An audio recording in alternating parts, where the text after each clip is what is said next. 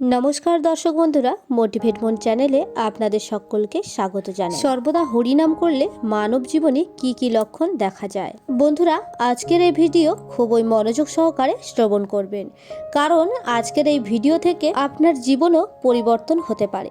আজকের এই ভিডিওটি থেকে আপনার জীবন সুখ ও সমৃদ্ধিতে ভরে যাবে। যে কোনো মানুষ যখন হরিনাম করে তখন সে বুঝতে পারে না তার জীবনে কি কি শুভ জিনিস ঘটতে চলেছে, কি কি ভালো জিনিস ঘটতে চলেছে। প্রথম যখন সে হরিনাম করে তখন তার মাথায় অনেক রকম কুচিন্তা আসে। সে চোখ বন্ধ করে যখন হরিনাম করতে লাগে তখন তার সামনে অনেক কিছু খারাপ খারাপ জিনিস সে বুঝতে পারে, সে অনুভব করতে পারে, তার সামনে সেগুলি ছবির মতো চলে আসে। কিন্তু ভগবান শ্রীকৃষ্ণ বলেছেন, যে নিরন্তর হরিনাম করে সে অবশ্যই আমাকে প্রাপ্ত করে, সে অবশ্যই বৈকুণ্ঠ ধাম লাভ করে। যে নিরন্তর হরিনাম করে তার জীবনে অনেক লক্ষণ দেখা যায়। সেই লক্ষণগুলি আলোচনা করার আগে আমি আপনাদের কাছে একটি ছোট্ট গল্প শোনাতে চলেছি। গল্পটি সামান্য নয়, গল্পটি একটি অসামান্য গল্প। গল্পটি নারদ মুনি এবং ভগবান শ্রী নারায়ণের একটি কথোপকথন। কিছু জানার উদ্দেশ্যে নারদ মুনি ভগবানকে কিছু প্রশ্ন করেছিলেন। নারদ মুনি বললেন, ভগবান, হরিনাম করলে কি ফল প্রাপ্ত হয়? ভগবান নারায়ণ একটু মৃদু হেসে নারদ মুনিকে বললেন, নারদ, তুমি পৃথিবীতে গিয়ে যাকে সবার প্রথমে দেখবে তাকে তুমি এই প্রশ্নটি করবে। তো বন্ধুরা, যথারীতি নারদ মুনি মর্তে গিয়ে কিছু দূর যেতে যেতে দেখতে পেল গোমাতা বৃষ্ঠা ত্যাগ করছেন এবং তার মধ্যে একটি কৃমি লাফাচ্ছে। তো নারদ মুনি সেই কৃমির কাছে জিজ্ঞাসা করলেন, আচ্ছা, হরিনাম করলে কি ফল প্রাপ্ত হয়? সঙ্গে সঙ্গে কৃমিটি মারা গেল। নারদ মুনি ভাবল, আমার কারণে হয়তো কৃমিটি মারা গেল। তিনি আবারও বৈকুণ্ঠে ফিরে গেলেন। ফিরে গিয়ে সব কথা জানালেন আরাধ্য ভগবান শ্রীনারায়ণকে। নারদ মুনি প্রভুকে বললেন, প্রভু, আপনার কথা মতো আমি মর্তে গিয়েছিলাম।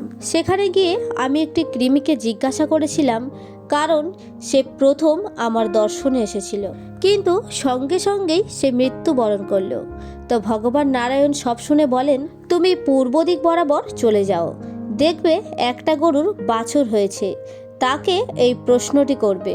তখন নারদ মুনি প্রভু নারায়ণের কথা শুনে যথারীতি পূর্ব দিকে বের হয়ে গেলেন এবং দেখতে পেলেন সত্যিই সেখানে একটি ছোট্ট বাছুর হয়েছে।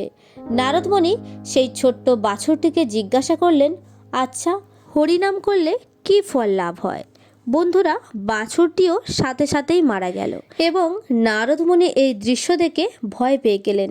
তিনি মনে মনে বললেন, আমি শেষে কিনা গোহত্যার কারণে অপরাধী হলাম ভগবান, আর ভগবান সব কিছু জেনেও অন্তর্যামী হয়েও আমাকে এরকম একটা কঠিন শাস্তি দিলেন।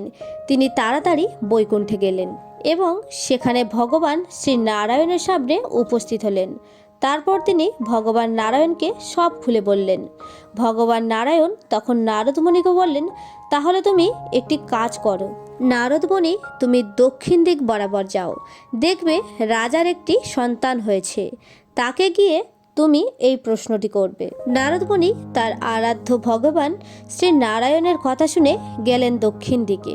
সেখানে যাওয়ার পর নারদ মুনি সেই রাজার পুত্রকে জিজ্ঞাসা করলেন, আচ্ছা, হরিনাম করলে কি ফল লাভ হয়?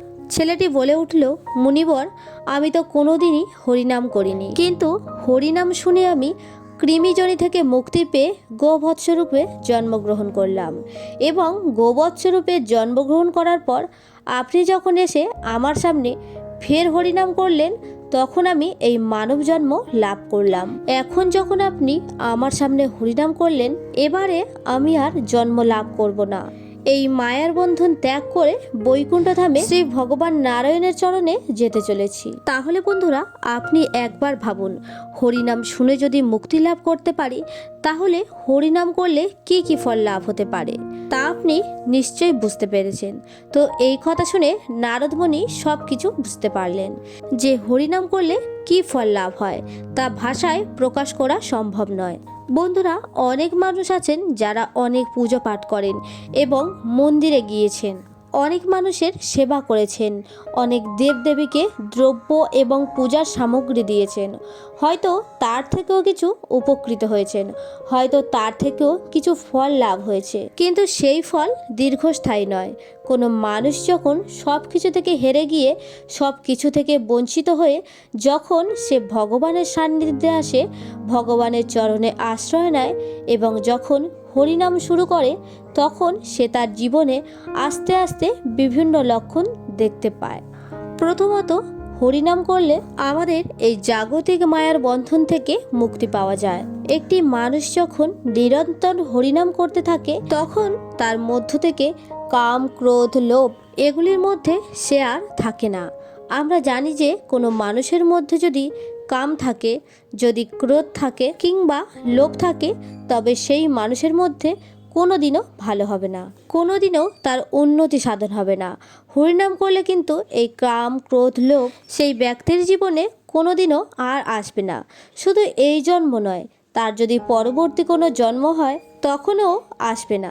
কারণ ভগবান বলেছেন, হরিনাম করলে একটি মানুষের কেন জন্ম জন্মান্তর ভগবান শ্রীকৃষ্ণ তাকে কৃপা করেন।